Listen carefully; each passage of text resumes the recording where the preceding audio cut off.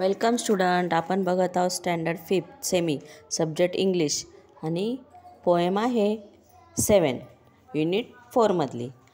पोएमचं नाव आहे व्हाय. बघू आता आपण पोएम रीड करूया. I know a curious little boy who is always asking why. म्हणजे मी अशा एका मुलाला माहिती मला एक मुलगा की तो नेहमी उत्सुक असतो की त्याची जी इच्छा असते की हे का ते का असं व्हाय हे का असं जाणून घ्यायची.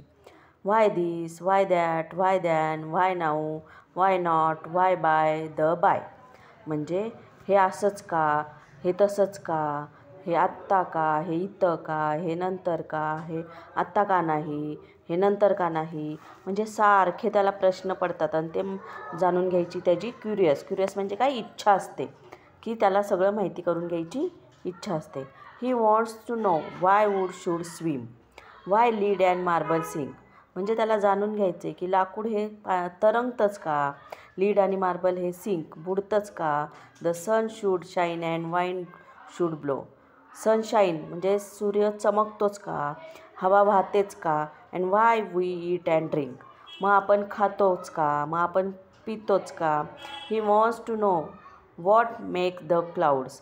ढग का बनतात. And why they cross the sky. आणि ते आकाशामध्ये क्रॉस का करतात, म्हणजे इकडून तिकडे का जातात.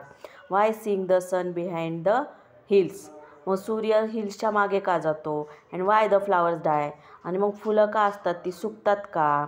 सम of these why are not too hard to answer if you shall try.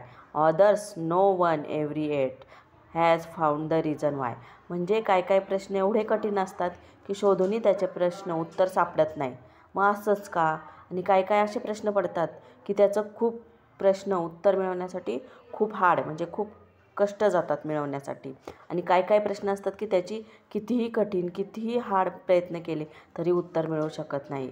म्हणजे इथं या पोएममध्ये आपल्याला सांगितलेलं आहे की एक जिज्ञासू नसो. लहान मुलांना हे असेच असतात की त्यांना नेहमीच प्रश्न पडतात कारण त्यांना काही माहीत नसतं.